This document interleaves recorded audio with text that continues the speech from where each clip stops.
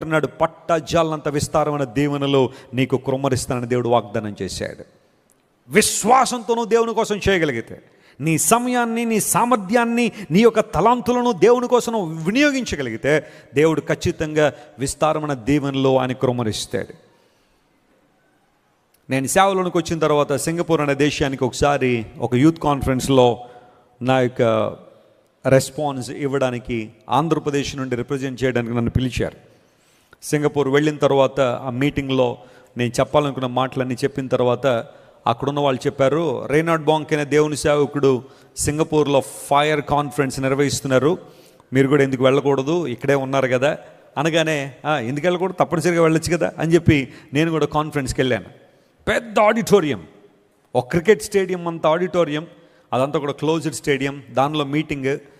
రేనాడ్ బాంకే గారు ఆయన వాస్తవానికి ఆయన జర్మనీ దేశానికి సంబంధించిన వాడు, అమెరికా